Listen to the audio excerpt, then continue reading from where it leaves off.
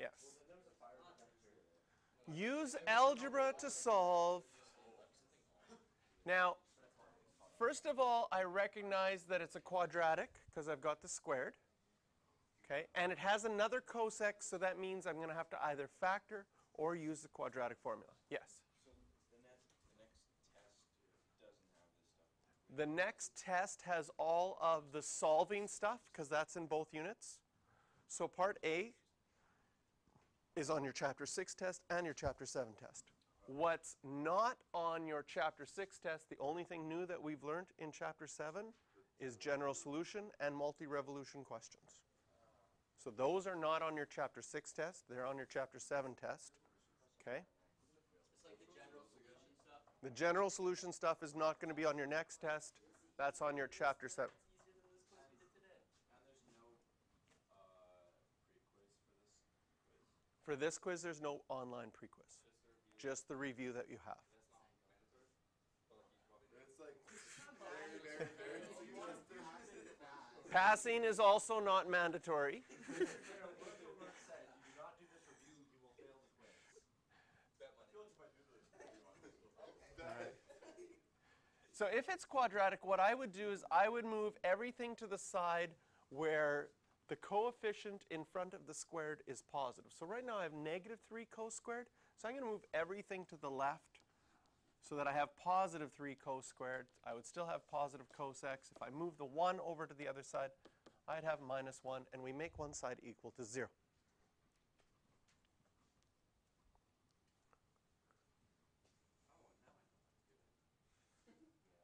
Now my question for you is, how quickly can you look at this question and say, I can't factor it? Oh, I just don't know how. Oh, I thought you were going to say, like, walk to the gym or something. I just don't get when it's two different trig functions. Like it's like 10 times cos. Like, Two different trig functions? That one got me. yeah, We're- I just left that. Oh, yeah. I left that blank. I put question marks for you. Oh, but I just wrote 7.22. Okay. You guys probably did that. So this one can't be factored. How could I tell if I tried to factor this? Just guess. If I tried to factor this, it would have to be 3 cos and cos x and 1 and 1. But then my outside and inside, 3 and 1, never make 1. So that is how I could tell that that can't be factored. You do have to quadratic formula this one. Wait, Well, you have the whole column on so 591. Find a number that multiplies to -3 and adds to 1. Right? That's what I'm saying. In this, well, you can't just go, yeah, negative, this, not necessarily -3, but here, you outside and inside have to make this one, always. And if my first one's a 3 cos x, the only possibility is 3 and 1. If my last number's a 1, the only possibility for my last one are 1 and 1. And when I look at the outside and the inside, nothing works. Now, if you have trouble factoring, you can go to the quadratic formula sooner if you want. The quadratic formula will always work. If you go to the quadratic formula, and this time it's cos squared, so it's going to be cos x equals negative b, plus or minus. 1 squared is 1, minus 4 times a is 3, and c is negative 1 over 2 times a. Wait, isn't the b value? Is it b cos? Negative. No, the b value. There's a 1. All right.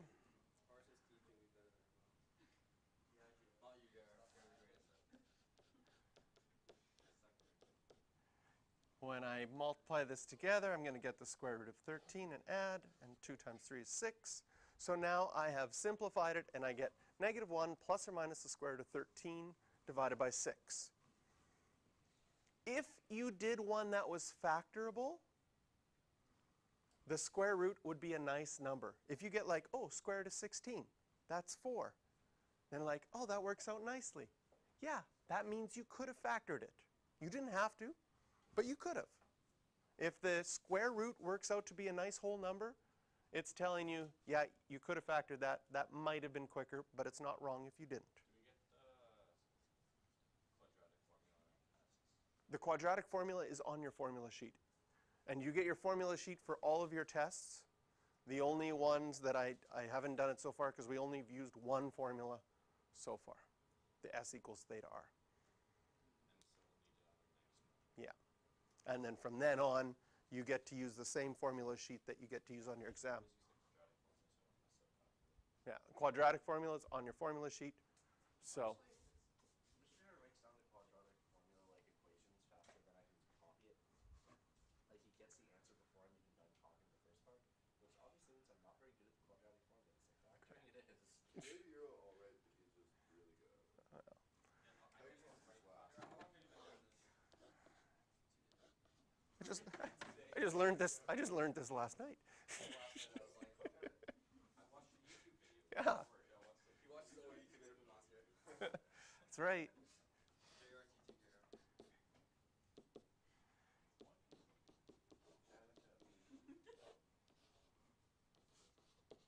So you can write out both equations, one with the plus, one with the minus, and we'll figure them out separately.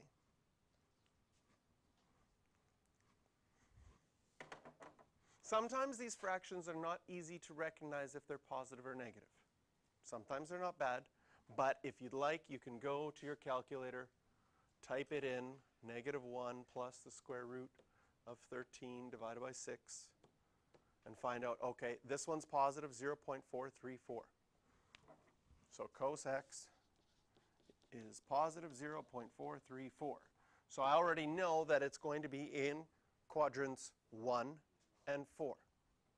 I'm going to find my reference angle. Since my angle is x, your reference angle is x with a little r, not theta with a little r. Is that an E error? That would be an E error, an E3 error if you decide to switch variables. Is there an E error from writing like cos x and I forget the like the S on cos and just put like COX? E error? There is. It's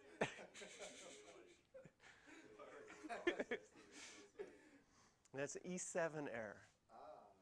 E7 is a transcription error, writing something down wrong.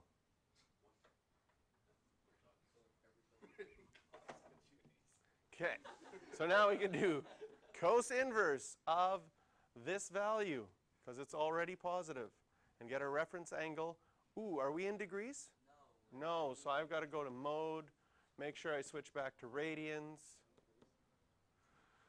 Cos inverse, go back up to this value, and now I have my answer in radians, 1.122.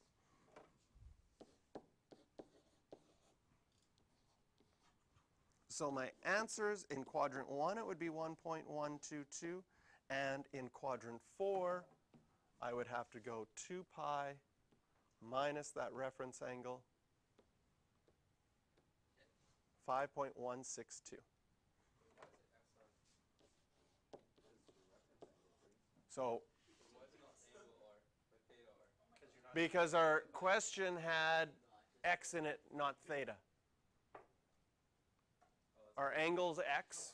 Instead of being cos Instead of cos theta, it's cos x, so we have to have our reference angle with x with a little r. Okay, those are our two answers there. Next, on the other side, we have cos x equals negative. So I'm going to type -1 minus the square root of 13, all divided by 6. This time I've got a negative value, -0.768.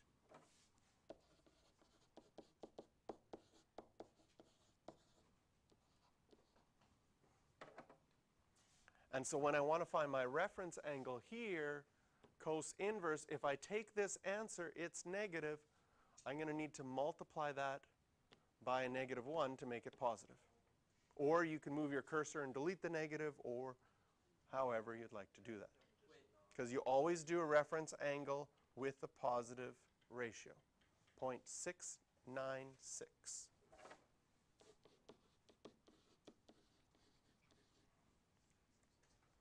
This time, cos is negative, so we're going to get answers in quadrant 2 and quadrant 3. I'm going to take my reference angle and store it in my calculator so that I can go quadrant 2 pi minus my reference angle and quadrant 3 pi plus my reference angle. 2.446. I know we're going to get to that. 2.446. and 3.837.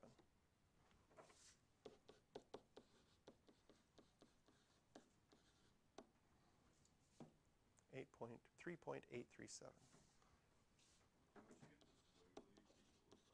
Yeah, we'll get there. I always do that at the end. And one thing that I like to note after I've solved, which Carson already knows, these are solutions between 0 and 2 pi. Other things to note, this was quadrant 1, this was quadrant 4, this was quadrant 2, this was quadrant 3.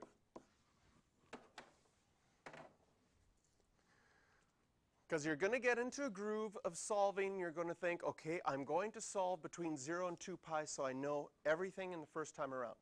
But then when you read your domain again, you're like, oh, the domain is from negative pi to pi. So my domain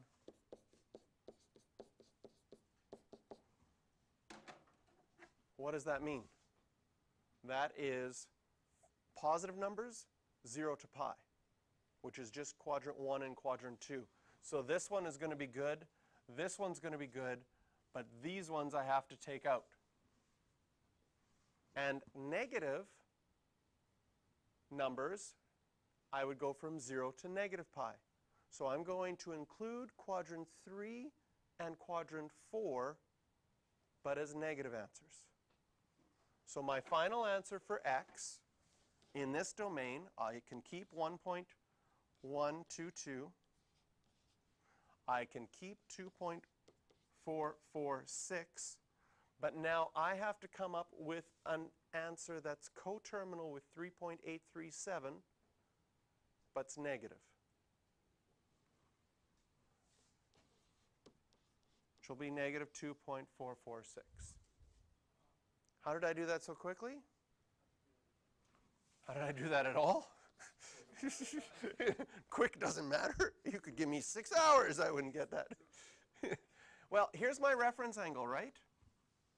This one in quadrant 3 was when I went in the positive direction, which was pi plus my reference angle.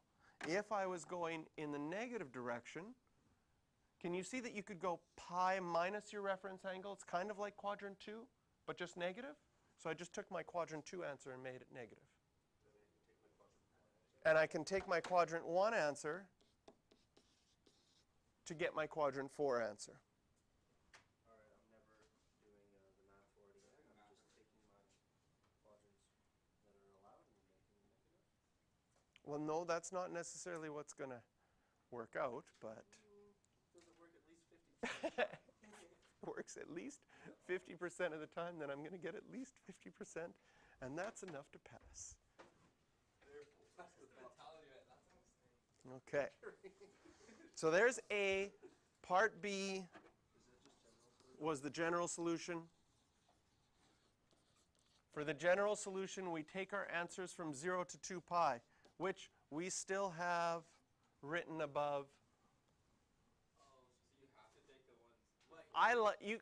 I like taking the answers from 0 to 2 pi. Can you take the ones from like the actual domain that you're supposed to? If that is a full revolution, it will work. If not, it won't always work.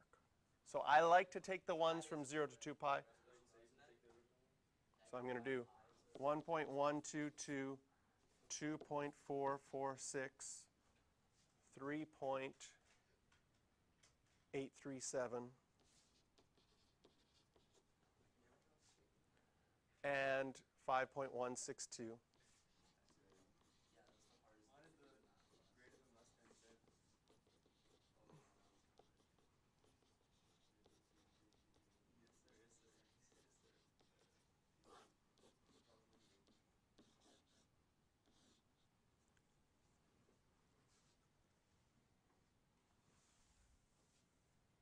There's our general solution. Yeah, and mine looks like What do you think I do during English class when I was a student? Just practice drawing C's. I'm just going to try and mark my paper a few times. All right, let's go back and check Did we do everything the question wanted us to? Give answers to the nearest hundredth. So we'd get an E6th error here. Oh, that's a big eraser. I wanted a littler eraser. There we go. This one would have to get changed to a 5. This one to a 4. This one's good. So 5 and 4. Now we've got, yeah. And you know what? The exam is pretty nice. If you do too many decimal places, they don't deduct you. But if you do too few, they do. So if you decide to write 20 decimal places every time, Do they have to check for those decimal places no. are correct? Well, technically they should.